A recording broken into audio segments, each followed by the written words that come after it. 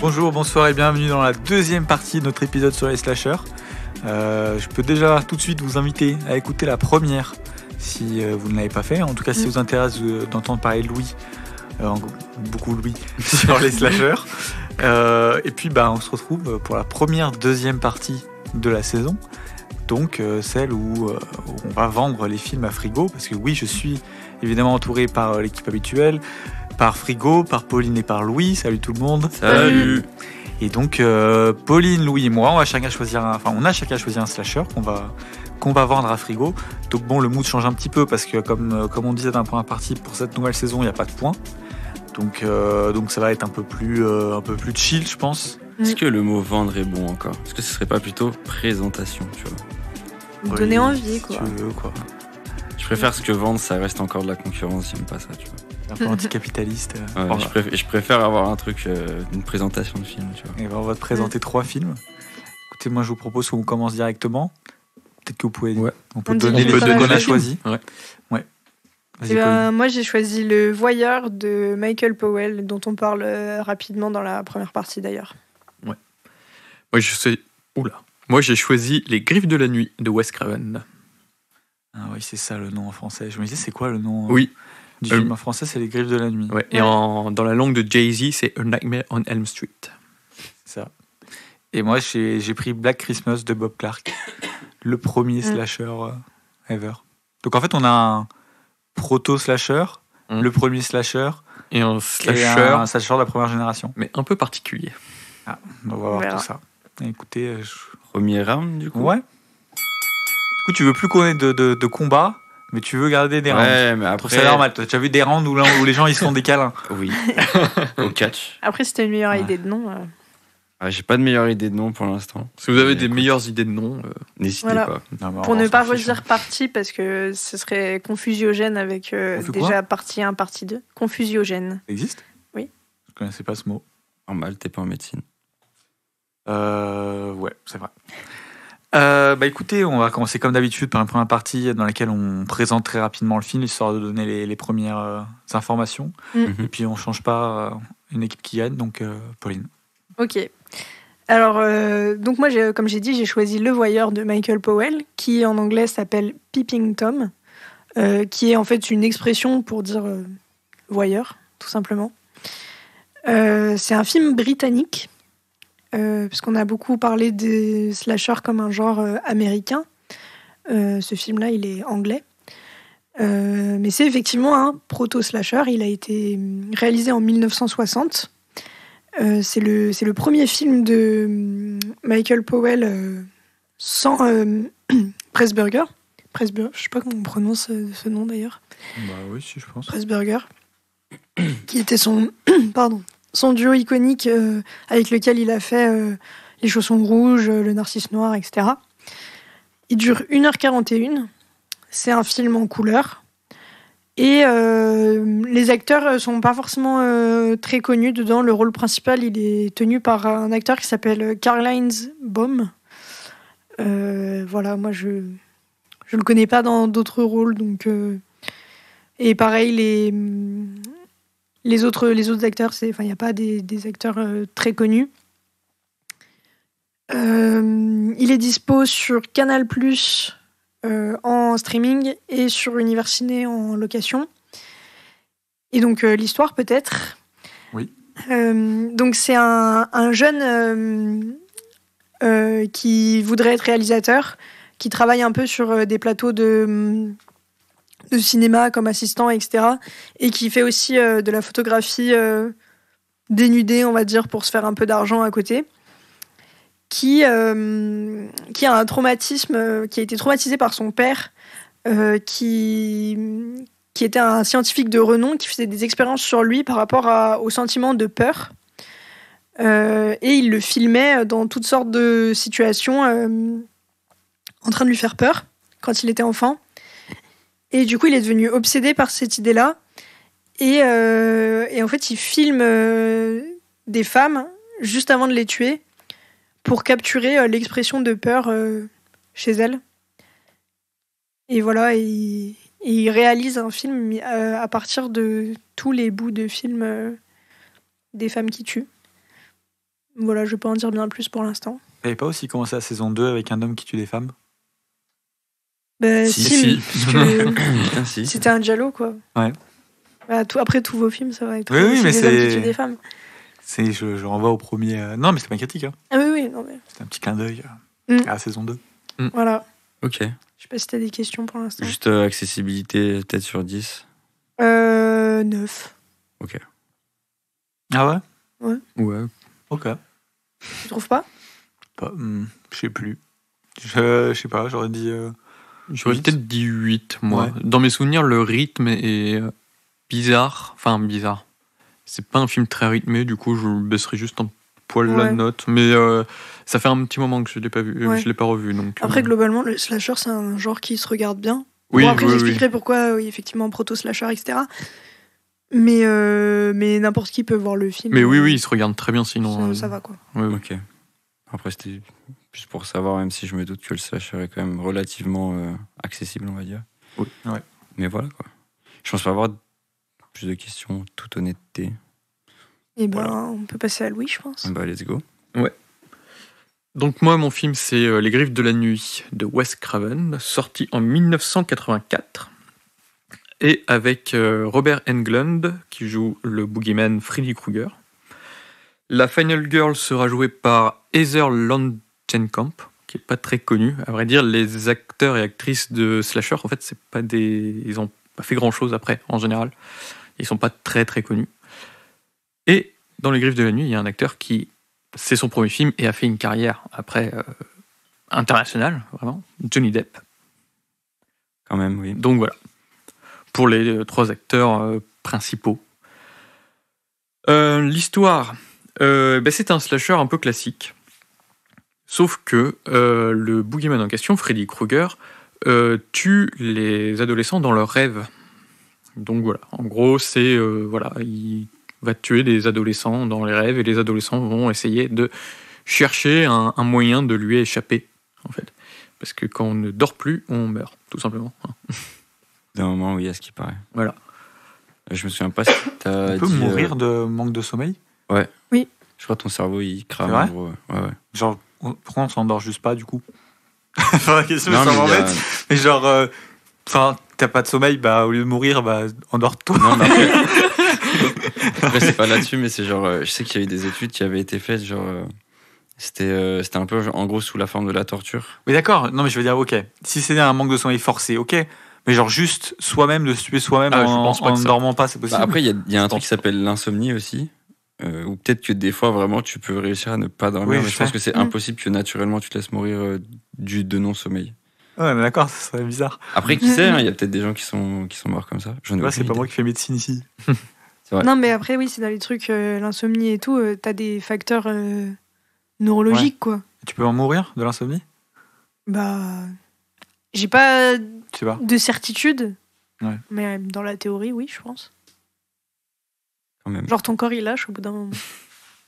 Ok, je trouve Voilà. ça, ouais. Je trouve ça Mais- drôle, mais en mode ton corps il lâche au lieu de genre Bof. s'endormir. Ouais. Mais enfin, ça peut paraître très con, mais Tu es triste. on a compris. Ouais, t'es Arrête. triste, arrête. Arrête.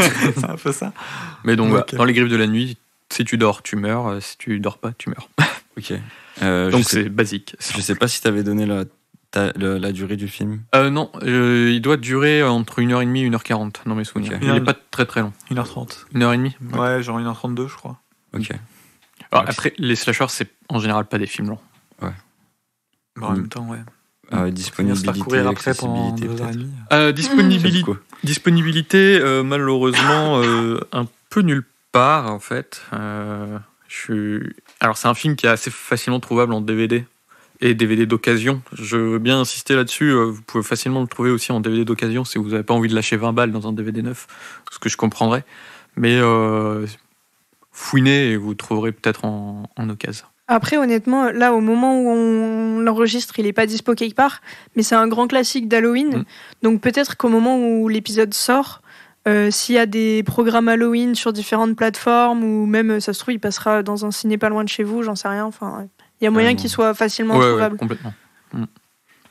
C'est un gros classique des films d'horreur. Du coup, l'accessibilité, c'est du 10 sur 10 en vrai. Ok.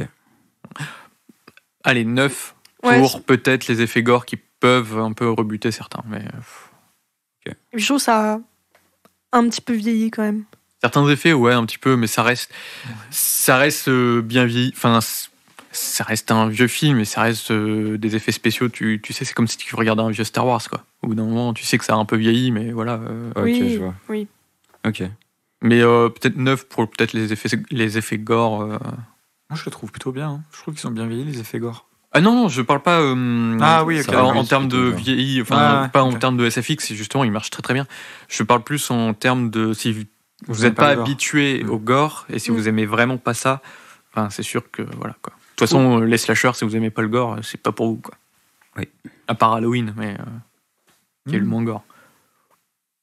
Ok. Mm. Je pense que j'ai pas plus de questions. Non, je crois pas non plus. Non. Bah écoute, des cas, tu Ouais. veux y aller. Du coup, moi, je choisis Black Christmas de Bob Clark, Mhm. qui est, si je dis pas de bêtises, un film canadien Oui. et pas états-unien. Un film qui fait 1h08 en couleur, Non, plus que ça. Hein. 1h38. Ouais. Oui. J'ai oublié 30 minutes, ça va. 1h38, pardon, en couleur, et qui est disponible sur Shadows. Donc bon, ça pour tous les trucs techniques, voilà. Le cast, c'est quand même des acteurs, bon, moi que je connais pas plus que ça, mais qui, je crois, étaient quand même assez connus à leur époque. Enfin, c'est pas Eh non ben, plus. Il y a une actrice et Nobody. qui a été connue quand même. Ouais. Mm. Mais je crois que c'est pas que. Hein. Je crois que le Un cast en général, il est. Ce que j'avais lu Ah dans oui, sans doute. Slasher. J'ai oublié. Attention, ça va couper. Attention, ça va Aux couper. éditions Vent d'Ouest. Voilà, qui disait que parce que je crois que ils disent que il a coûté 600 000, si je dis pas de bêtises, et que quand même, même si le budget est pas énorme, ils avaient quand même un cast pas dégueu. Mais enfin bon, je connais pas les gens, donc je vais pas faire genre. Et du coup, bah, on est sur un slasher classique, on est même sur le premier. Je voulais Ouais. juste rajouter un truc sur le casting. Au Vas-y. casting, on retrouve Margot Kinder, qui est la Lois Lane de Superman Ah, avec je savais que Christopher Reeve. je La connaissais série sa tête. Non, les premiers films Superman de 70. Ok, d'accord. Bah, je savais pas du tout. Mais ok, merci pour l'info. Et du coup, bah, slasher classique, donc on a des ados, là c'est dans une sororité. Donc ça se passe à Noël, évidemment, vu que ça s'appelle quand même Black Christmas. D'ailleurs, je crois que le titre, alors attendez, je dois juste retrouver. C'était pas ce titre-là qu'avaient choisi les studios au début. Ils voulaient appeler le film Silent Night, Evil Night, parce que le truc de l'appeler Black Christmas, ça faisait un peu penser à la Blaxploitation. Mm. Et donc ils avaient peur que ça soit catégorisé Un comme un amalgame, film, ouais, alors que c'est pas le cas. Donc voilà. Et donc ouais, dans une sororité pendant Noël. D'ailleurs, il y a quand même des films pas mal qui font le lien entre Halloween et Noël. Oui. Oui. Genre le Burton Étrange Et puis Noël. le premier Scream, non Scream, non. Non. Ah, Mais je il y a, confonds, alors. il y a je eu sais pas un trop. autre slasher aussi pendant Noël, il y en a plein. Mais ouais, le lien entre les deux, enfin, Mm. ces trucs qui se mélangent quand même pas trop mal.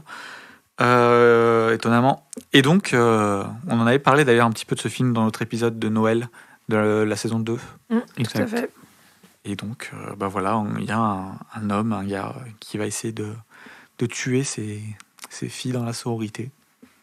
Avec une petite vibe Noël quand même. Et voilà. Ok. Accessibilité, pareil, du 9. Ouais, moi je Bon. pense que c'est le plus accessible des trois. Ouais. Ouais, Ok. ouais. Enfin, même 9 ou 10, quoi. Ouais. Ouais. Je trouve clairement, vraiment que c'est le plus un- accessible des trois. Il est Ok. vraiment très accessible. Ouais. Voilà pour moi. Ok, je pense pas. T'as Bon, dit la après, c'est la dispo présentation. Oui, t'as dit Shadow, Ouais, j'ai dit à pardon, dispo. autant pour moi. Donc voilà J'ai quoi. donné toutes les infos. Ok.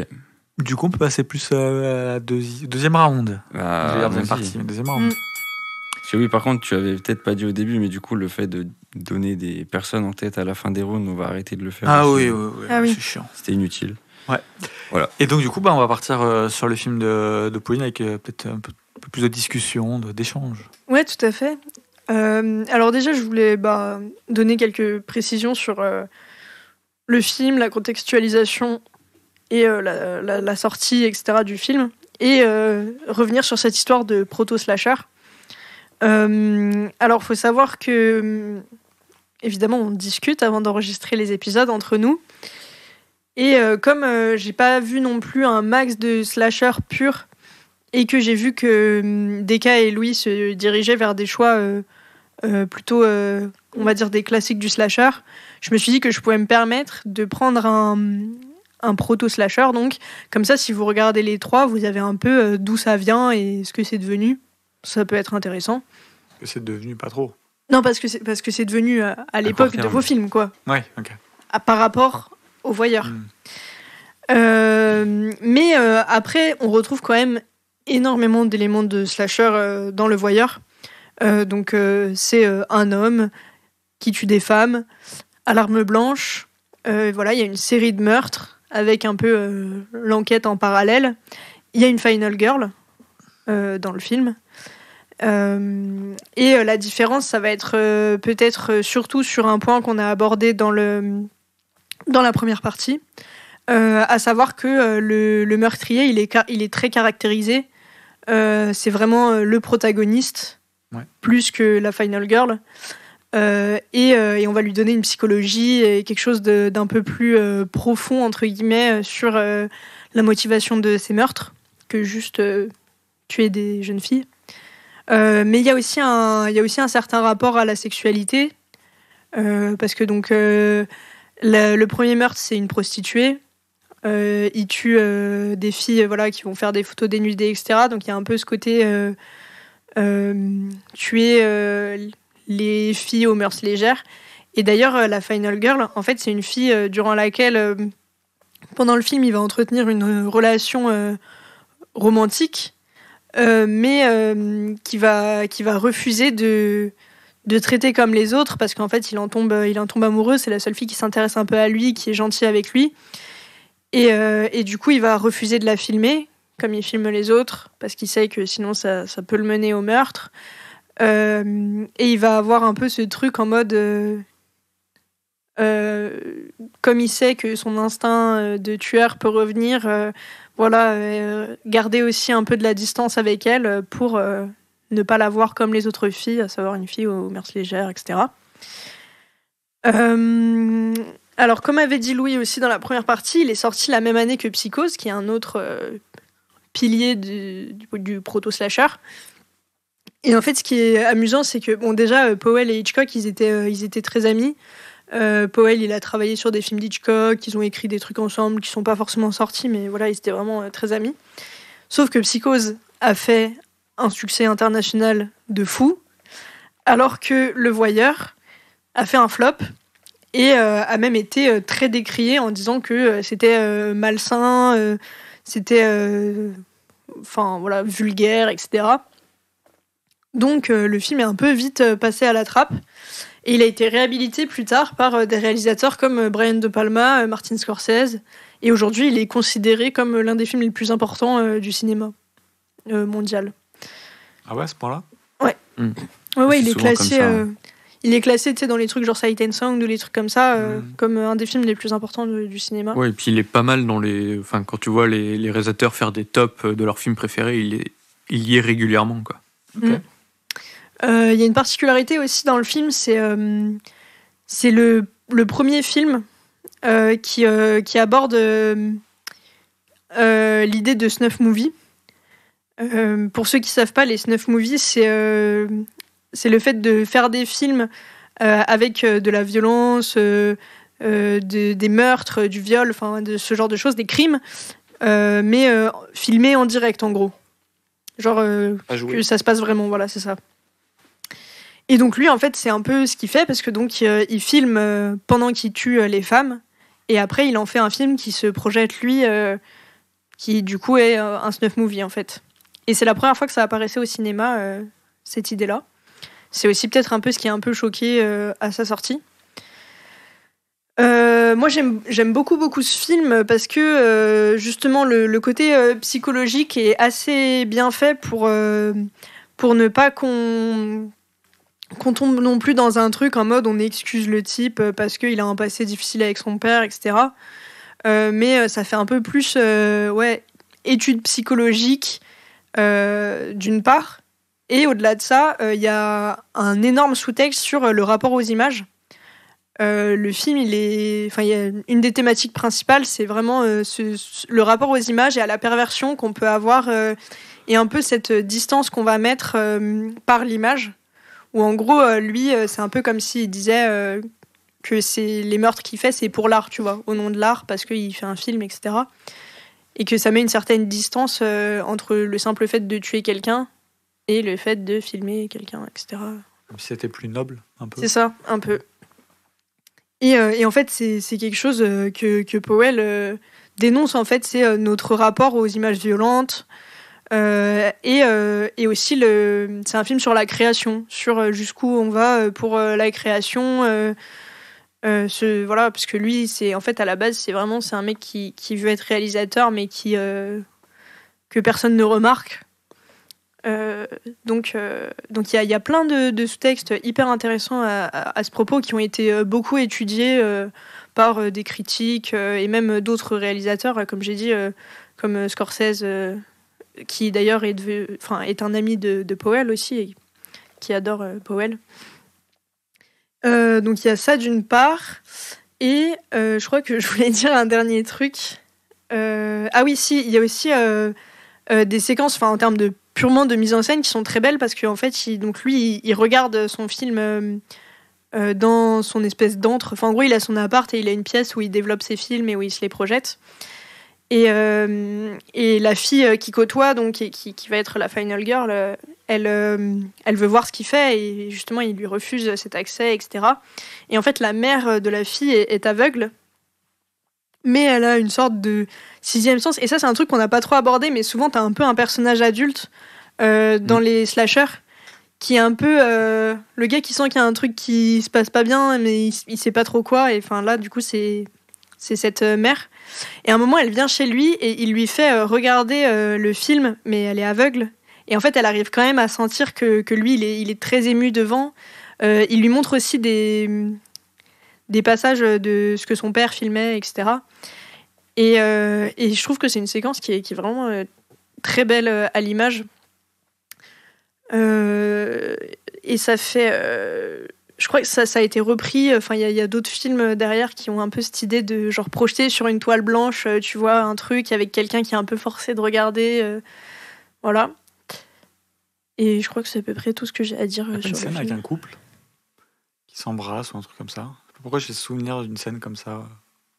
Ça te parle pas ? Non, là, pas comme ça, mais... Bon, Lui, à un moment, il embrasse la fille.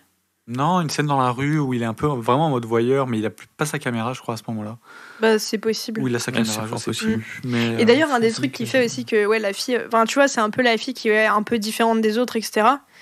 Et par exemple, pour leur premier date, elle lui demande de ne pas prendre sa caméra.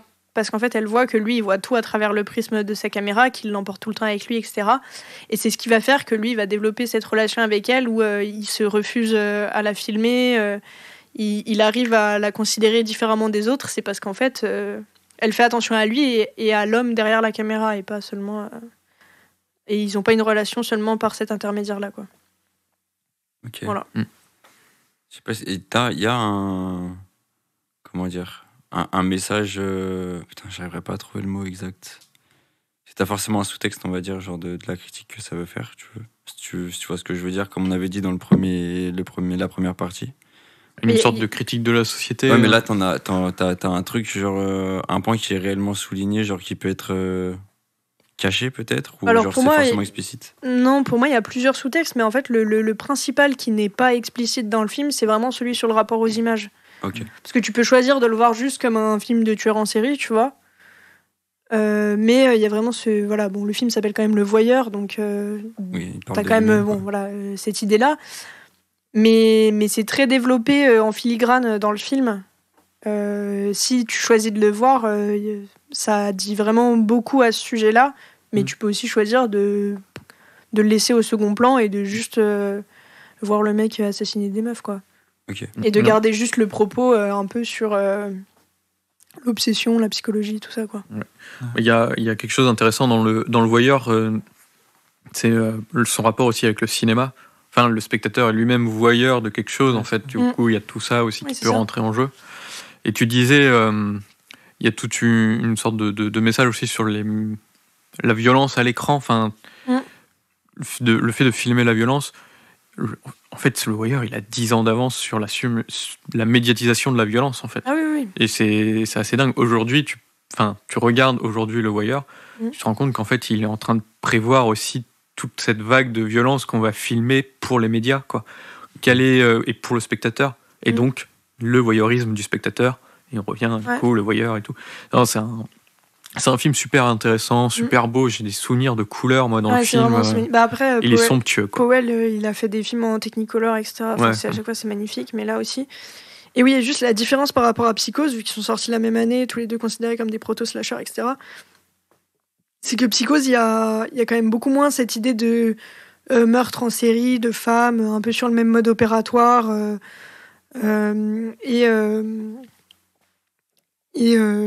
C'est plus, ça arrive plus un peu comme ça dans des situations très précises, et du coup après il y a le meurtre de la femme puis le meurtre de celui qui vient chercher la femme, alors que là c'est vraiment un enchaînement de femmes qui n'ont pas forcément de lien entre elles, plus ce qu'on va retrouver dans le slasher plus tard, quoi.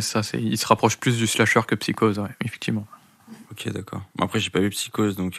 Mais c'est juste. Actuellement, c'est un peu flou, mais je vois ce que vous voulez dire. C'est juste pour dire, comme ils sont sortis la même année, qu'ils sont un peu considérés tous les deux comme. Et d'ailleurs, je pense qu'il a aussi choqué à son époque, par rapport à Psychose, parce que Psychose est en noir et blanc et lui est en couleur. Je pense que ça a joué aussi. Et d'ailleurs, le noir et blanc dans Psychose, c'était un choix pour. Éviter la censure. C'est ça, pour éviter la censure, pour ne pas choquer avec le sang, etc. C'est un film qui a été censuré ou pas, du coup Lequel ? Non. Pas Psychose. Le Wire ? Ouais, le non, Wire. après, du coup, il a eu l'avantage d'être britannique, comme j'ai dit, et pas américain. Donc, c'était peut-être un peu plus toléré, on va dire. Je me demande s'il n'a pas été retiré quand même de certaines salles. Bah, peut-être aux États-Unis. Non, en Grande-Bretagne, parce qu'en Grande-Bretagne. Mais après, le gros problème du film aussi, c'est qu'il a vraiment flop à sa sortie, quoi. Ouais.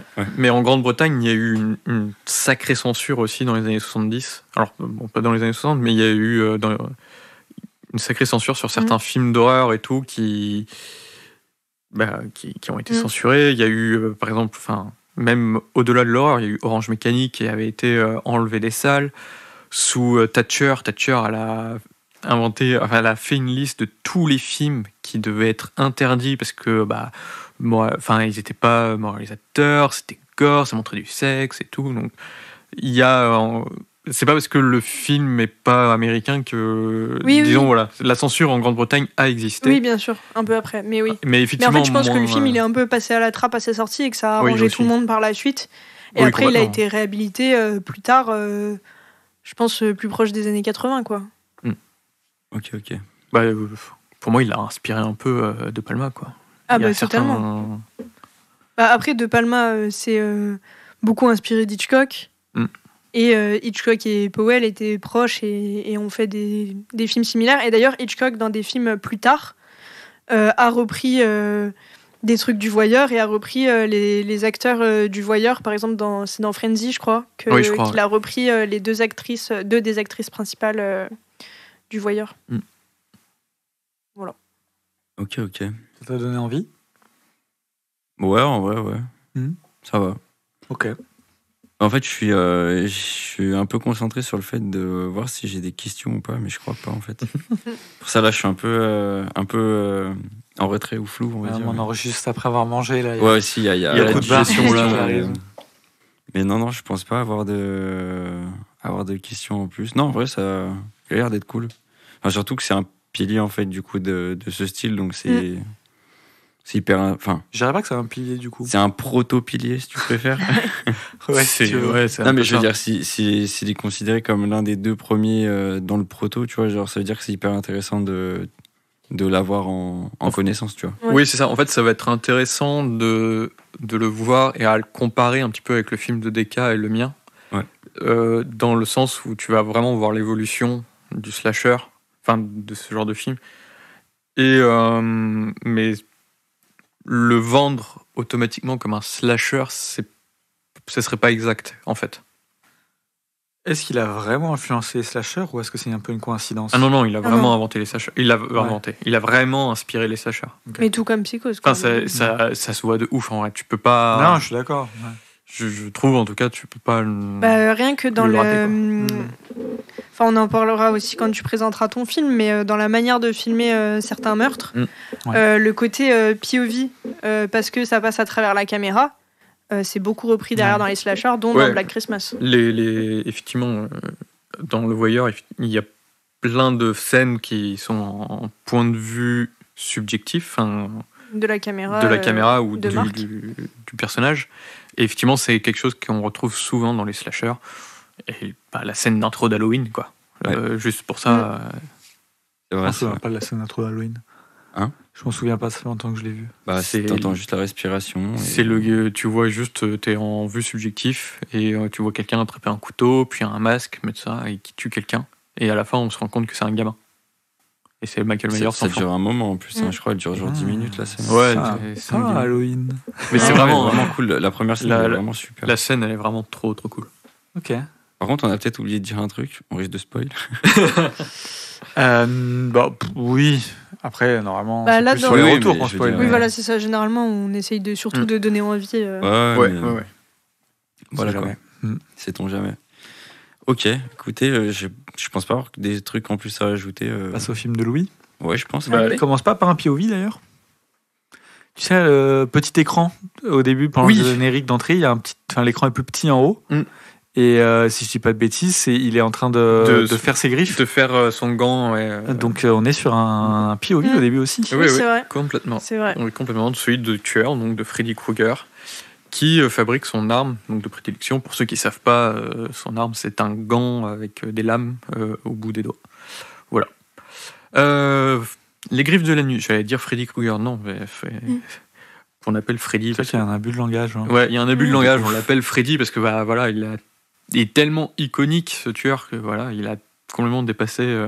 C'est vraiment l'exemple du boogeyman qui a dépassé sa propre saga. Je trouve que c'est un des seuls où le nom est aussi connu, même des gens qui connaissent pas, tu vois. Ouais. Genre Jason, le nom Michael. de famille de Jason, les gens connaissent pas trop plus que ça, tu vois. Mais Freddy Krueger, c'est vrai. Freddy Krueger, ouais. Alors Jason, en entier. bon, Jason encore, mais le nom de famille, pas trop, tu vois.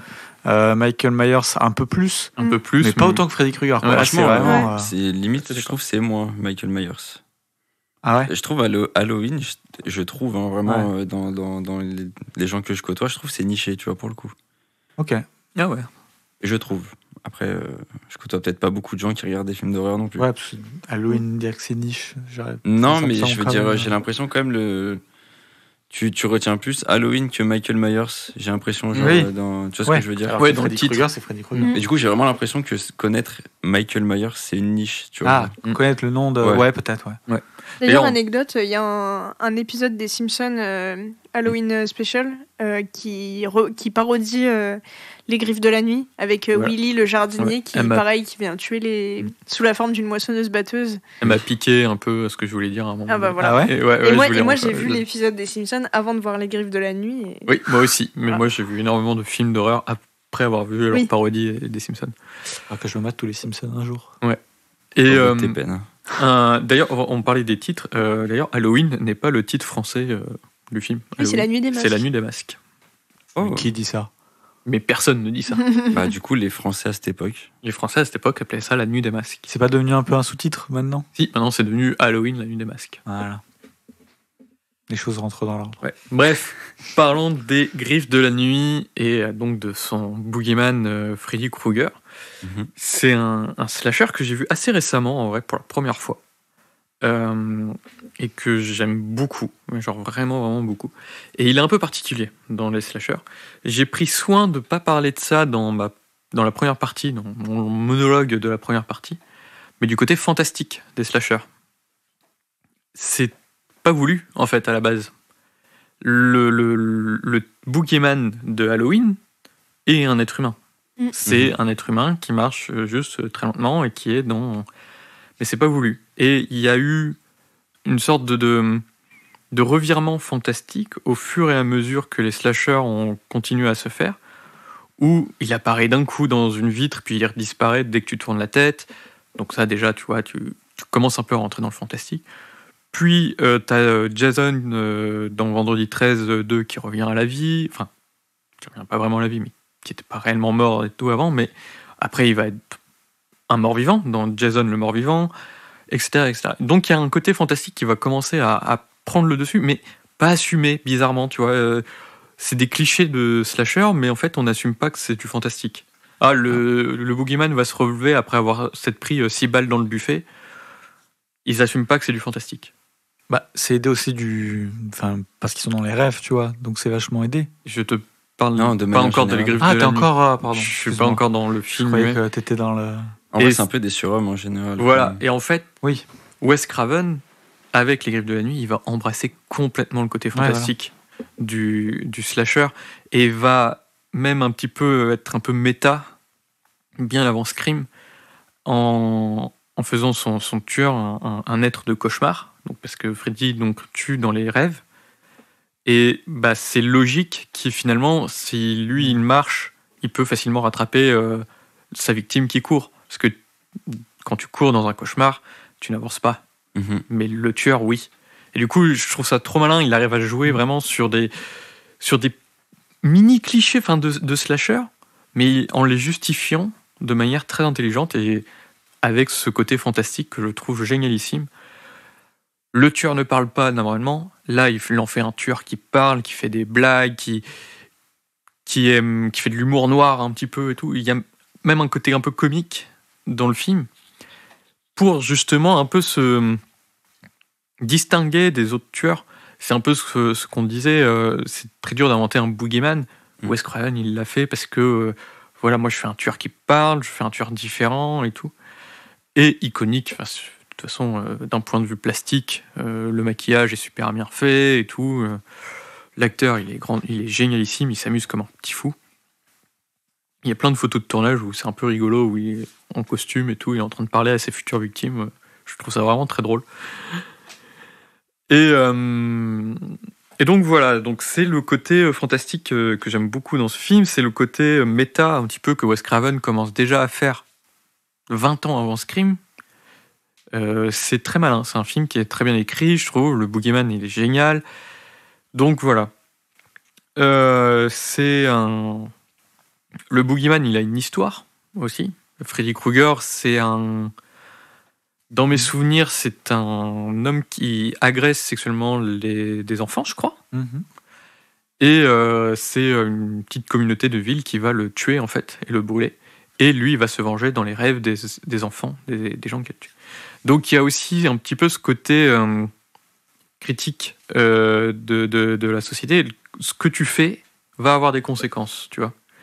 Et bien entendu, Wes Craven a repris un petit peu cette idée qu'il y a dans Halloween où le mal envahit un petit peu cette communauté un petit peu bourgeoise américaine, tu sais, avec ses grands pavillons, ses grands jardins et tout, mais dans les rêves. Et quoi de mieux, enfin, t'es ultra vulnérable dans tes rêves, en fait. Personne ne peut te sauver. Et je trouve ça génialissime. Et je trouve même beaucoup plus effrayant ça que un Michael Myers qui marche à 2 à l'heure derrière toi. C'est compréhensible. Je sais pas, je trouve que en fait du coup le génie de Wes Craven, c'est tout ça, c'est vraiment la réinvention du slasher, tout en restant cliché, avec un boogeyman catchy, en français, Ça marche bien, catchy. catchy, voilà, mais, catchy. Avec toujours cette idée de mal qui arrive dans une société qui normalement devrait être fermée sur elle-même et tout. Et le côté effrayant du cauchemar. Moi, c'est quelque chose qui me fascine un petit peu, les rêves et les cauchemars. Et le côté vulnérabilité des victimes. Enfin, quand tu regardes le film, tu te demandes comment ils vont s'en sortir. Genre vraiment, vraiment, jusqu'au dernier moment, tu te demandes s'il va avoir une final girl. Parce que c'est pas possible de survivre dans un rêve ou dans un cauchemar. C'est vraiment assez génial. Les effets gore sont sublimes. Ouais, c'est vraiment cool. Hein. Vraiment, vraiment très très cool. Il y a une mort que je trouve incroyable d'un point de vue gore et enfin. Elle est même pas spécialement gore. Hein. Elle est pas spécialement gore, mais Enfin, sur laquelle tu parles, on va pas la dire, mais. Avec ce flot de sang qui jaillit. Oui, c'est vrai. Elle est vraiment gore, mais Mais c'est vraiment stylé. Enfin, il y a plein de bonnes idées. il y a de super bonnes idées. Les mises à mort sont trop bien. Du coup, comme c'est dans des cauchemars, il peut tout se permettre. J'avais posé la question justement parce que du coup, vu que ça joue beaucoup avec l'aspect du rêve, est-ce que du coup c'est vraiment exacerbé ou Ouais, il va vraiment jouer là-dedans? Bah, ouais, un petit peu. Il joue vraiment. Est-ce que du coup je sais pas, le monde dans lequel il évolue, c'est un truc palpable ou c'est vraiment totalement dénué de sens comme un rêve ou Non, un cauchemar? Palpable. En fait, c'est là que c'est effrayant, c'est que les cauchemars dans lesquels Freddy Krueger va apparaître, c'est des lieux qui vont être connus des victimes. Donc en fait, c'est des lieux où ils sont censés être en sécurité dans leurs rêves, mais il y a Freddy en fait. Et du coup, genre ça peut être le lycée, ça peut être leur maison et tout, ça peut être le lit aussi, leur propre lit, leur baignoire et tout. La scène de la baignoire, elle est génialissime, magnifique. Et non, je sais pas, c'est une trop bonne idée. Enfin, franchement, la mise en scène, elle est top. Il s'amuse comme un petit fou. Il aime beaucoup son personnage de Freddy Krueger aussi. Enfin, il s'amuse à le rendre machiavélique, mais tu t'amuses un petit peu aussi à le voir, à se voir transformer et tout. Enfin, c'est vraiment super comme slasher. Et je sais que le slasher peut en ennuyer certains parce que c'est cliché, c'est un peu redondant, merci. Le rythme est pas forcément. Je sais qu'il y a des gens qui aiment pas Halloween parce que le rythme est un peu lent et tout. Les meurtres mettent un peu de temps à arriver. Je trouve que dans cette idée-là, Les Griffes de la Nuit apportent un vrai vent de fraîcheur en fait. Et ça marche. Enfin, franchement, chapeau l'artiste. Wes Craven, il est trop fort. Après, Wes Craven, de ce que j'ai vu, c'est le réalisateur de slasher qui arrive le mieux à digérer son médium pour dire quelque chose et pas juste faire un slasher. Complètement. Comment vous dites son nom? Wes Craven. Ok, j'ai compris. Craven. Ah ouais. Bah non. Il est très très fort et c'est malheureusement un réalisateur qui manque beaucoup au cinéma d'horreur aujourd'hui. Il a malheureusement disparu. Mais il aurait fait des dingueries aujourd'hui. Après, tu vois, autant le film, je le trouve vraiment cool. Je trouve qu'il y a des super idées. Mais je trouve qu'il y a des trucs des fois où ça tape un peu à côté, tu vois. Après, c'est peut-être parce que ça vieillit. Ouais. Mais autant il y a des idées de mise en scène ou d'effets spéciaux qui sont ouf. Et après, t'as des trucs, avec le recul maintenant, ça fait un peu ridicule, quoi. Oui, c'est pour ça que je disais que sur certains trucs, c'est un peu mal vieilli. Ouais. Il y a même un côté comique non voulu. C'est ça. Voilà, c'est Autant il y a vraiment des moments un peu d'humour noir, notamment de la part du boogeyman et tout.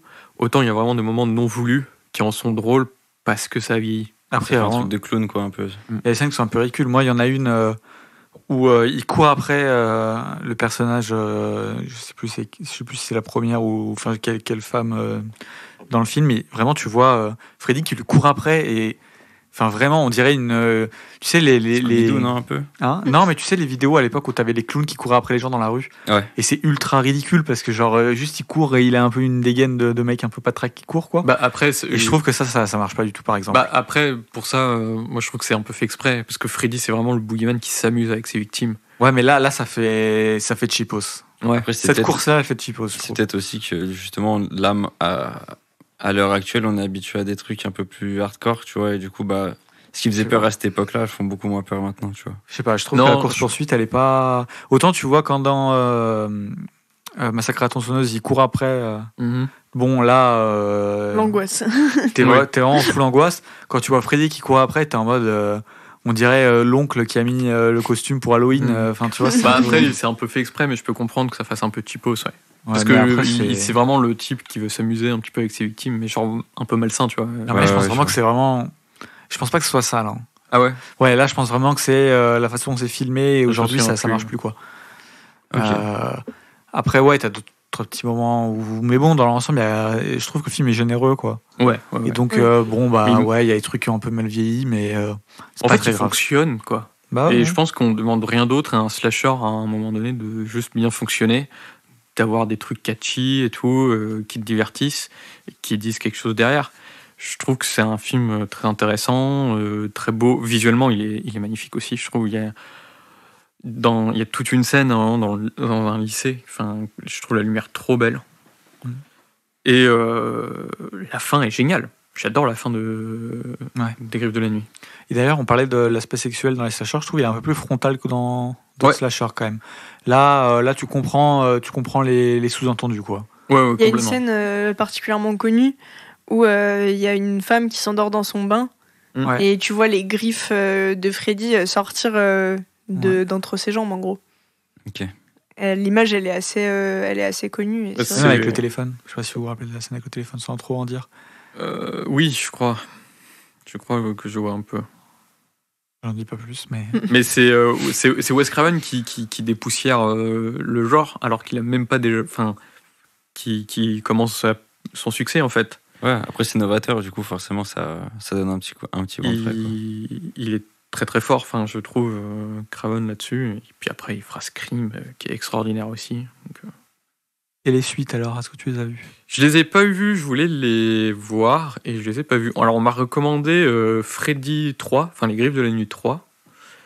Et je sais que Wes Craven a fait le 7e film, je crois. Voilà, il y en a combien? Je crois qu'il y en a 8 de Ok. films. Et ou 8 en comptant le crossover avec Vendredi 13. Je suis choqué en vrai. Pour moi c'était un seul film. Les Non, Griffes de il y en la a eu plein. La Vache à lait, hein, comme je disais. Ouais. la première partie. Et Wes Craven a fait le 7e film qui est complètement méta parce que le film se passe sur le tournage du 7e film. Ok. Grosso modo, t'as l'acteur qui fait Freddy Krueger qui joue son propre rôle, donc Robert Englund, mais en même temps, t'as Freddy Krueger. Ok, ouais, je vois. En vrai, c'est cool. En vrai, je trouve ça un peu cool, mais je l'ai carrément. pas encore vu et j'aimerais beaucoup le voir. Et c'est effectivement les sagas, de toute façon, j'ai pas beaucoup vu. Enfin, j'ai pas vu les suites d'Halloween, par exemple. Aucune? À part celle de David Gordon Green en 2018, quoi. Ah ouais. J'ai vu que ça. C'est un reboot?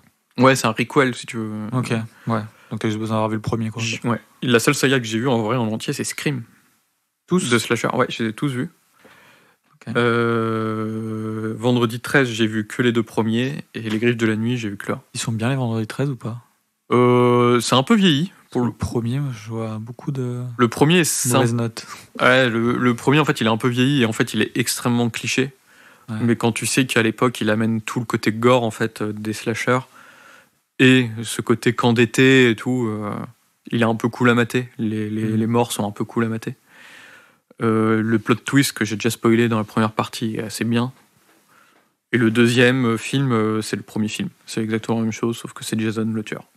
Ok, C'est voilà, sans plus, quoi. je vois. La musique est très bien, par contre. De Vendredi 13. vendredi 13? Ouais. Je l'ai pas en tête, je sais pas. Je l'ai pas en tête, mais je sais que c'est. Elle est très bien. En bien fait, connu. c'est le thème principal, c'est des chuchotements. Mm. Et mais c'est une voix humaine qui fait ça, et je trouve ça trop bien. Stylé. Et voilà. C'est stylé. Et le thème aussi de Les Griffes de la Nuit est très très bien. Mais bah, c'est quoi, il m'a pas du tout marqué. Moi non plus. Moi non plus, mais c'est bizarre. Yes. Mais en fait, c'est dans le menu du DVD. Elle me scotche à chaque fois, Ouais, j'adore. parce que tu vois, je regardais le film hier et je me souviens plus du tout de la. Bah, je sais Après, tu vas pas, avoir des musiques super bien qui marquent pas. Hein. Ouais, mais souvent dans ce genre de film. Ah, attends, quoique. Je sais plus. Ouais, peut-être, je sais plus. Ouais, je sais pas, je m'en souviens pas tellement, mais je me souviens que ça m'avait marqué devant le film, dans le menu du DVD et tout. Et... Après, t'as la petite comptine aussi. Oui. Oui. Après aussi, des fois, t'as. Genre, pour les trucs comme ça, c'est soit t'as une musique de thème qui revient tout le temps, soit c'est vraiment un son en particulier. Mm. Et du coup, peut-être que dans Les Griffes de la Nuit, c'est peut-être plus un son qui vous Ah bah, marque. sur les griffes. Ouais. Bah ouais, le mais mur. contre le mur. du coup, c'est ça, en fait, le son que tu retiens plus que la musique, je pense. C'est vrai. Puis tu retiens aussi vraiment sa gueule de steak haché, quoi, Freddy Krueger. C'est du coup, il est tout brûlé. Le maquillage est top. Et d'ailleurs, dans la Cité de la Peur, la ref au truc qui, tu sais, Oui. contre le mur et qui fait du bruit, c'est vraiment direct Je pense, ouais. Oui. à Freddy. Je pense, ouais. J'ai une question qui sort de ça, parce que je pense pas avoir de questions supplémentaires sur Bah, le film. Vas-y. Est-ce qu'il y a eu un slasher qui a été genre un énorme succès et qui n'a pas eu de trilogie ou de suite ou quoi que ce soit? Bonne question, ça. Je ne crois pas. Je sais Black que le mien, Christmas, il y avait mais des c'était pas un suites, énorme ou pas succès. Non, Il a à peine remboursé. en énorme succès et du coup qui a amené vraiment. Je crois qu'il y a eu Non. un reboot en plus de Black Christmas. Oui, il y en a eu plein. Il y en a eu 2. Non, je crois pas qu'il y en ait eu en vrai. Je pense Ok. que tout le. C'est le problème aussi du système hollywoodien. Dès qu'un film Ouais. a du succès, tu vas vouloir rentabiliser le succès et le reproduire avec une suite parce que techniquement, c'est plus simple à produire. Ouais, Surtout que c'est carrément. trop facile avec les slashers parce que le tueur est pas censé mourir, Oui. la en final plus. girl est pas censée mourir, donc bah t'as les deux personnages principaux qui meurent jamais, donc t'es en mode bah allez on peut recommencer quoi. Ouais. C'est ça, c'est complètement ça. Ouais, je sais pas, je me demandais s'il y avait eu un film qui a fait un one-shot, tu vois, Ouais, par mais Il doit exemple. y en avoir. Et même quand ils font mourir le boogeyman, ils vont le refaire revivre derrière. Enfin, Oui, il y a toujours Jason, un, c'est complètement ça. Hein. toujours un truc où tu te dis ah bah non en fait il est là. N'hésitez pas à nous dire si jamais en nous écoutant, vous avez la réponse. Ouais, c'est vrai. Ah oui, ouais, vraiment. Même à conseiller des slashers, moi je suis friand de ça, donc allez-y. Bah, let's go. Est-ce que vous avez des questions supplémentaires sur. Non, je crois que j'ai dit moi tout ce que j'avais à dire sur le film. Sur Freddy. Je Ouais, on crois. peut passer au film. Eh bah, let's go, passons au film de DK. DK. Ouais. Alors du coup moi c'est Black Christmas de Bob Clark. Chanter Black Christmas de Bob Clark. Voilà. Bah en vrai, moi j'ai pas grand chose à dire, hein, à part que c'est très très très bien. Je me rappelle, enfin j'avais dit quand on avait parlé dans l'épisode de Noël, que ce que j'avais trouvé bizarre en voyant Black Christmas, c'est que j'avais l'impression qu'il prenait les comment dire, Oui, les codes à codes à contre-courant, alors que contre-courant c'était celui qui du posait les slasher, codes. exactement. Alors que c'est vraiment le premier slasher, mais t'as l'impression qu'en fait il arrive après et qu'il dit Ouais. ah non bah alors je vais plutôt faire alors que Ils pas remettent, du tout. ils remettent déjà en question le genre qu'il invente. Je trouve. Bah, c'est ouais et du coup je trouve que et bah là où souvent le premier tu te dis ah bah ça va être vraiment le plus cliché du truc, bah, je trouve que non, il a sa vibe à lui, il est un peu différent de tous ceux qu'on a cités quoi, je trouve, Oui, même dans la oui, vibe, il a- dans c'est encore différent. Après le film moi je trouve qu'il est super bien mis en scène, Oui. enfin c'est vraiment cool hein, je trouve. Moi, c'est vraiment ce qui m'a impressionné, la mise en scène. Il y a des. Alors, c'est dans une sororité, et du coup, c'est dans une grande maison qui rappelle un peu la maison de Psychose, avec les escaliers, etc., qui amènent aux chambres. Et du coup, il y a des plans qui descendent les escaliers. Et en fait, ce que j'ai beaucoup aimé dans ce film, c'est qu'il y a beaucoup de choses dans la suggestion. Tu vois pas forcément le meurtre directement ou tu vois la silhouette de l'homme après qu'il ait fait le meurtre, mais justement ça, par exemple, la caméra a un temps d'avance sur lui et du coup tu vois que des parties de son corps ou des choses comme ça. Et ça c'est hyper bien fait. Et après il y a même des techniques de mise en scène, genre il y a de la demi-bonnette dedans. Oui. Il y a Faut rappeler ce que c'est que de la demi-bonnette, s'il vous Ouais, c'est on appelle ça aussi double focale. C'est quand en gros la focale est scindée en deux pour avoir à la fois le premier plan et l'arrière-plan net. T'as l'exemple dans Blowout. Je sais plaît. pas si tu te Ouais, souviens. moi je l'avais pas vu. J'avais pas Ou vu, t'avais pas d'ailleurs. fait attention. C'est pour Ouais. ça que Bah là ouais, il y en a. Et aussi pour le coup dans celui-là on ressent pas mal l'influence du giallo, je trouve. Ouais.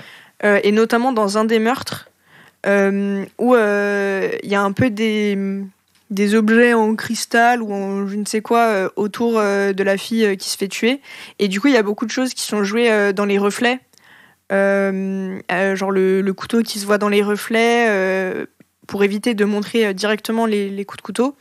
Et c'est un truc qui se fait beaucoup dans les giallo. Enfin, je crois que je l'ai dit dans la première partie, mais il y a beaucoup de jeux sur les miroirs, etc. Et tu retrouves ça avec une lumière un peu aussi similaire, des couleurs un peu saturées. Et franchement, en termes de mise en scène, c'est Ouais. vraiment, vraiment un super film. C'est assez impressionnant. Et même au niveau du montage, il est assez dingo, je trouve. Il y a Ouais. toute une séquence d'un montage alterné entre une chorale de Ouais, Noël ouais. et un meurtre. Ah oui.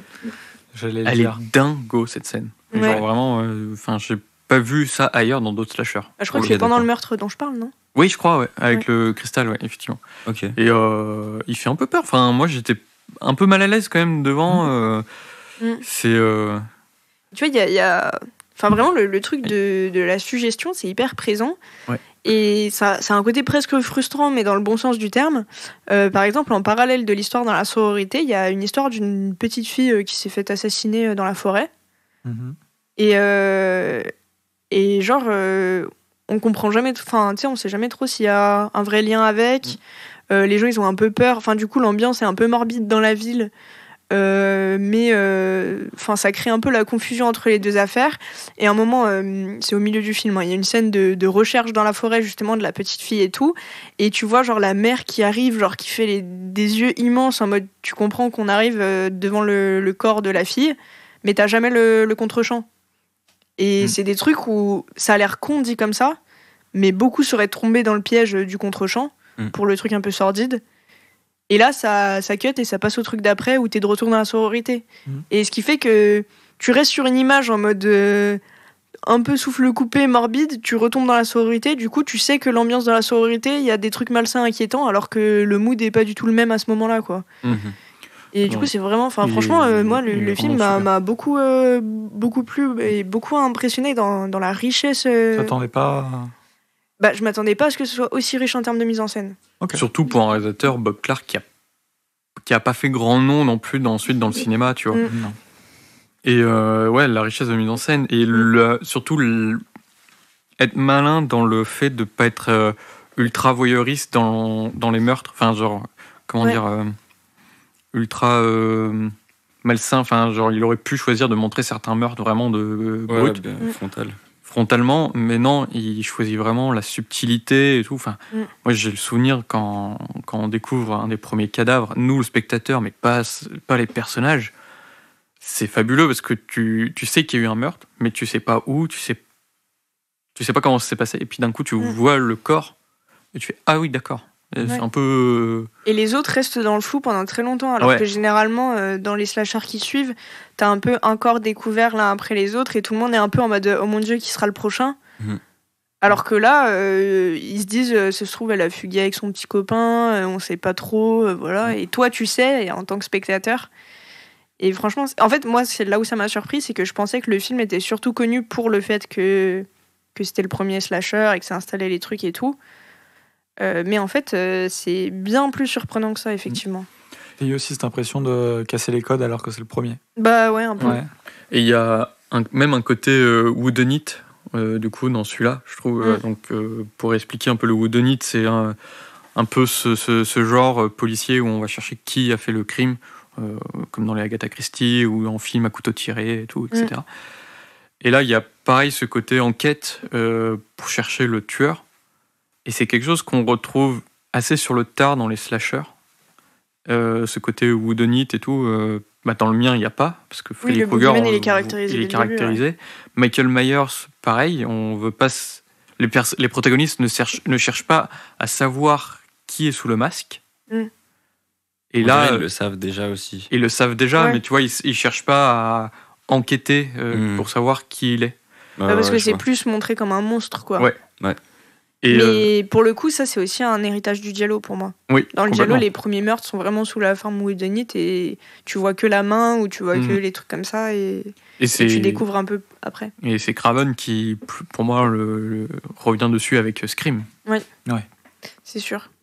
Mais oui, non, il y a aussi un truc dans Black Christmas qui, du coup, est, je pense, marquant pour la suite. C'est la fin ouverte, sans la spoil, je pense qu'on en parlera dans les retours. Mais pour moi, la fin, elle est très caractéristique de ce qui va se faire plus tard. C'est toujours un peu pareil, de toute façon, les fins dans les slashers. Mais... Ah, c'est fini. Ah non, en fait. Un petit point d'interrogation. Je trouve que la fin de Black Christmas, un peu comme celle des Griffes de la Nuit, une des plus effrayantes que j'ai vues. Et notamment... Je veux bien te croire. Et notamment Black Christmas par le son. Oui. On y reviendra, je pense, pendant tes retours, mais je sais pas, c'est un peu flippant, je trouve. Et d'ailleurs, tu parlais aussi de Scream et tout, mais dans Black Christmas, il y a un truc qui revient vachement après dans Scream et dans d'autres films, c'est les coups de téléphone. Oui. Et où l'installation de la terreur passe par des coups de téléphone anonymes hyper malsains, d'une voix très bizarre qui dit des trucs sexuels, des trucs comme ça. Et il y a aussi effectivement tout le côté un peu débridé de la sexualité dont on parlait dans la première partie, où en fait c'est une sororité et par exemple la première fille qui disparaît, il y a son père qui vient la chercher et en fait il découvre que dans la sororité il y a plein de posters, un peu de gens à poil et tout. Il est là en mode j'avais envoyé ma fille à l'université, pas se faire dévergonder, tu vois. Et il y a déjà ce rapport au côté un peu puritain qui est présent dans Black Christmas. Et un peu ce côté conflictuel entre les jeunes et la génération d'avant, qui est qui est beaucoup plus puritaine, avec à travers le personnage de Margot Kinder, qui est vraiment celle qui c'est la Marie couche-toi là, quoi, un petit Oui. peu, sans vraiment l'insulter, mais c'est vraiment celle qui est vraiment libérée sexuellement Oui. et tout. Et c'est celle qui va répondre au téléphone et un peu provoquer le mec, alors que les autres ils flippent, enfin des trucs comme ça. Et c'est Ok. un film, pardon. Oui, T'allais dire c'est un un truc. film. J'ai dit ok. Ah, d'accord. C'est un film assez en avance aussi sur certaines questions, notamment l'avortement. Dans mes, C'est vrai, dans mes souvenirs, il y a une des protagonistes qui est enceinte Et qui souhaite avorter. et qui souhaite avorter et son copain ne veut pas qu'elle avorte, si je me Ouais. souviens bien. Oui, c'est ça.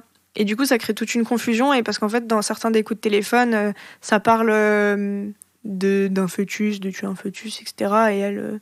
Et ça participe à l'angoisse, cette angoisse de l'avortement, de tout qui semble lui dire de ne pas avorter, alors qu'elle dit j'ai pris ma décision, je ne suis pas capable de m'occuper de cet enfant, je ne veux pas m'en occuper, tu vois. Donc- Enfin, je ne veux pas accoucher, pardon. Et déjà, là, on est sur un film qui est pas but de moralisateur. On est vraiment sur des personnages qui ont su évoluer donc dans la société et qui savent qu'aujourd'hui, maintenant, c'est possible d'avorter. Et peu importe ce que dira la génération d'avant et tout, ou même la génération d'aujourd'hui, enfin, de son âge, qui est très puritaine aussi. Et pour le coup, là où encore la remarque de DK en mode prendre les codes à leur revers alors qu'ils sont pas encore là, la Final Girl, elle est plutôt intelligente, je trouve. Oui. C'est plutôt un personnage posé, qui forte, quoi. Franchement, non, le film est Non, vraiment le film cool. est très très cool. Et j'en ai pas trop parlé, mais c'est vrai qu'il y a le cliché de la sororité aussi dans les slashers, qui revient un peu à ce que tu disais, son rapport avec l'adolescence et tout. Et effectivement, aux États-Unis, il y a ce passage entre l'adolescence et le monde adulte qui se fait à l'université, et notamment donc, dans ces communautés estudiantines, les sororités, les fraternités pour les mecs. Et le slasher va énormément jouer aussi dans ces lieux-là. Pour, justement, c'est vraiment cet entre-deux entre l'adolescence et le jeune adulte, mais c'est aussi là qu'on se découvre. Donc c'est voilà. Et après, un film dans lequel tu retrouves beaucoup ça, qui n'est pas un slasher, pas vraiment un giallo non plus, c'est Suspiria. Complètement. Qui se passe dans une école pour jeunes danseuses, et qui d'ailleurs à la base était voulu par Dario Argento pour être vraiment avec des adolescentes. Et en fait, ça a pas été trop accepté parce qu'il disait que c'était trop malsain de faire ça avec des plus jeunes filles. Du coup, il a pris des actrices un peu plus âgées, mais lui, il voyait vraiment ça comme un film sur l'adolescence et sur le passage à l'âge adulte, etc. Et d'ailleurs, pour ces mêmes raisons que les jeunes adolescents dans les slashers sont joués par des adultes, Oui. en vrai, et ça se voit. Oui. Moi, c'était Généralement, pas plus ils sont mal là en entre mode nous. Oui.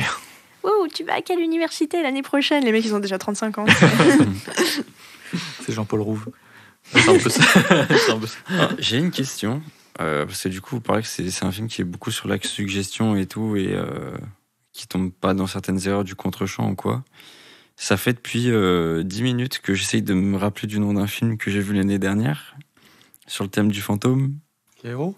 Voilà. Est-ce que c'est un peu comme Kairo, où le fait de souvent ne rien voir participe à l'angoisse, ou au fait que je sais pas comment dire, genre le film c'est comme s'il se posait jamais à cause de ça. Moi, je trouve que oui, parce qu'en plus, j'ai pensé à une remarque qu'on avait faite au moment de Kairo aussi, en regardant le film. C'est qu'à certains... En fait, le tueur, il est quasi en permanence dans la maison de la sororité. Même, je crois, il rentre dedans au début et je sais même pas s'il en sort. Je crois qu'on de le tout voit le même pas film. rentrer. Hein. Si, on le voit On au le voit début, rentrer. en POV, justement, Je me souvenais plus. sur ses mains qui escaladent le truc pour rentrer Ah par oui, le c'est grenier. ça, il rentre par le grenier.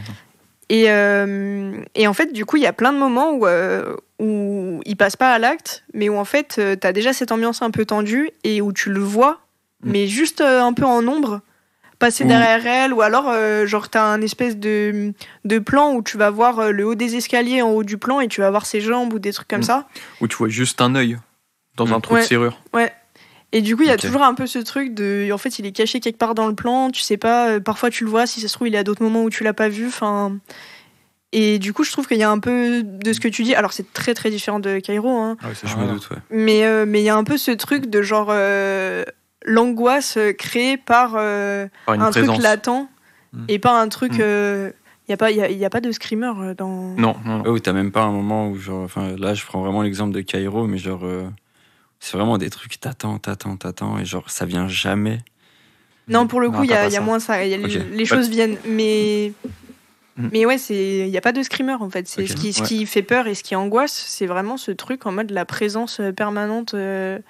Et tu sais pas quand il va passer à l'acte ou pas. Tu sais pas si là il est en train de les regarder ou pas. Enfin. C'est un peu aussi un autre cliché du slasher. Ce boogeyman, tu sais qu'il est présent, mais tu le vois pas à l'écran. Et Ouais, c'est ça ouais. qui va ajouter l'angoisse en fait devant ce genre de film. C'est d'ailleurs quelque chose d'hérité de Psychose pour moi, complètement. Oui. Oui. Ok. Bon, j'ai rien à ajouter. Hein. Bah, écoute, moi, j'ai Ils Ça ont va pas tout ajouter dit. grand chose. Bah oui, vous avez fait un passe-passe splendide du début Je à crois la que j'ai fin. j'ai donc, mieux vendu le film de Deka que le mien. On arrête de vendre les films en fait là. Oui, Je c'est sais pas vrai. si J'ai vous avez mieux pas compris, présenté mais, le film de Deka. Par contre, j'ai une question, mais du coup, qui aurait dû être posée dans la partie d'avant. Est-ce que M le maudit est un slasher? Je ne l'ai pas vu, Bah, moi non plus, malheureusement. c'est pour ça que je voulais juste savoir. Non, Non, je crois bah non. pas. Parce que c'est un truc de tueur en série, le mec, tu le vois quasiment pas, il est tout le temps à pied. C'est vrai qu'il rentre pas dans les. Je me dis dans les qu'il y a un inspirations monde du slasher, où, mais oui, effectivement. Ça a pu inspirer des trucs. Je sais pas. Mais je l'ai jamais vu, moi. Je vais juste dire que vu que personne en parle, ça doit pas être le cas. Ok. Mais C'est vrai qu'on n'en c'était parle une pas. question. Les gens oui, qui parlent de il doit y avoir slasher, une on raison en du parle. coup. Hmm Et Il doit y avoir une raison qui Ouais. fait que. D'ailleurs, il passe à l'Institut sur le festival. Encore Avec, C'était pas l'année dernière, le ça cabinet du docteur Caligari. Bah, en fait, cette année, il y a un truc, genre, vu que c'est les 25 ans, non, les 15 ans, pardon, oui, les 15 ans, ils font une reprise de films cultes qui sont passés dans les précédents festivals. Les 15 ans de. Du Festival festival. Lumière. Ah, je crois que tu me disais les 15 ans du film. Le film est un peu plus vieux que ça quand même. C'est que la Ah, du 15e festival. année, c'est pas 25 ans? Non, c'est 15. 15. Ok, je crois que c'était 25. Voilà. Mais non, il est tout petit. Oui, et sinon, pour. Alors, on a dit que tu faisais plus de classement, etc. Ouais. Mais est-ce que tu peux dire si globalement Il y en a le un thème qui- et les films te font envie? Mais en vrai, ouais. Après, je sais que je suis pas la personne la plus enthousiaste à l'idée de m'infliger des trucs qui font peur. Ouais, ça va, franchement. Non, mais t'as compris, genre, je veux dire, quand on a fait le thème fantôme, vraiment, Ah non, j'étais au mais- bout de ma vie, tu vois. Kairo, c'est genre 1000 fois plus flippant que les trois réunis. Hein. Ouais, mais après, c'est genre, tu vois, par exemple, je prends beaucoup l'exemple d'Halloween, parce que c'est le seul que j'ai vu au final. Je sais que c'est le genre de film où. T'as eu peur? Non, pas tant que ça. En fait, c'est angoissant et l'angoisse sur de la longue durée, ça me saoule. Mm. Et je sais que, bah, par exemple, c'est des films où des fois tu t'ennuies un peu parce que tu comprends vite où ça va aller, comment ça va aller, tu vois. Puis t'es toujours étonné de voir la débilité de certains personnages dans le film, tu vois. Ouais, mais ouais.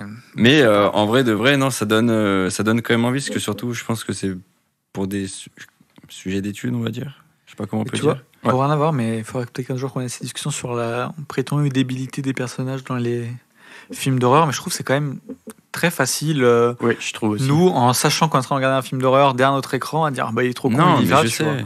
Je sais, mais c'est pas ça que je Après, veux c'est dire. aussi parce qu'il y a des films d'horreur qui sont vraiment beaucoup guidés par des ficelles scénaristiques. Ça, ok. Ouais. Mais je veux dire, des fois, les personnages, bah oui, ils vont dans des endroits où tu te dis bah faut pas y aller, mais toi tu le sais que c'est un film d'horreur derrière ton écran. Non, mais tu vois. Non, pas- mais bien sûr. Moi, c'est pas ça que je veux dire. C'est vraiment où t'as des moments, en fait, où genre, le machin, tu le vois venir à 10 000.